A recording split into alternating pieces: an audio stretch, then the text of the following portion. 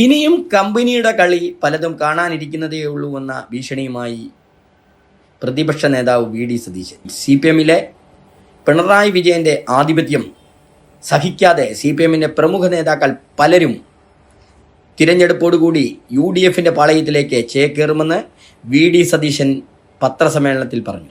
Ayisha Potti, G Sudhakaran, അങ്ങനെ CPM-ന്റെ തലമുതിർന്ന പല നേതാക്കളും മുൻ MLA-മാരും MP-മാരും UDF-ന്റെ പല മണ്ഡലങ്ങളും സ്ഥാനാർത്ഥികളാകുമെന്നും UDF-ന്റെ നേതൃതലത്തിലേക്ക് എത്തുമെന്നും സതീശൻ പറഞ്ഞു. CPM-ലെ അതൃപ്തരെ നോട്ടമിട്ടുകൊണ്ടുള്ള UDF-ന്റെ പ്രവർത്തനങ്ങളാണ് ഇപ്പോൾ നടക്കുന്നത്. LDF-ൽ നിന്നും UDF-ലേക്ക് പ്രധാന നേതാക്കൾ പോരാൻ സാധ്യതയുള്ള മണ്ഡലങ്ങളിൽ സീറ്റ് ഒഴിച്ചിട്ട് സ്ഥാനാർത്ഥികളെ പ്രഖ്യാപിക്കാതെയാണ് UDF-ന്റെ പ്രവർത്തനം മുന്നോട്ട് പോകുന്നത്.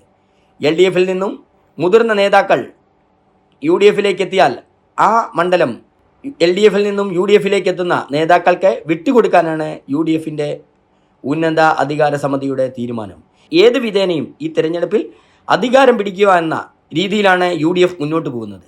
കേരളത്തിലാകമാനം വൻ കുതിരക്കച്ചവടമാണ് UDF പ്ലാൻ ചെയ്തിരിക്കുന്നതെന്നും കോടിക്കണക്കിന് രൂപ ഇറക്കി LDF-ലെ ചാഞ്ചാടി നിൽക്കുന്ന നേതാക്കളെ UDF വശത്താക്കുന്ന ചാക്കിട്ടുപിടുത്തമാണ് കേരളത്തിൽ ആകമാനം നടക്കുന്നതെന്ന് LDF കുറ്റപ്പെടുത്തി. ഇത് ജനാധിപത്യ വിരുദ്ധമായ നടപടിയാണെന്നും ഇത്തരത്തിലുള്ള നടപടിയുമായി UDF മുന്നോട്ട് പോയാൽ വരുന്ന തെരഞ്ഞെടുപ്പിൽ ജനങ്ങൾ UDF-ന് അതിനുള്ള മറുപടി നൽകുമെന്നും LDF നേതാക്കൾ പറഞ്ഞു. Zag news, Thiruvananthapuram.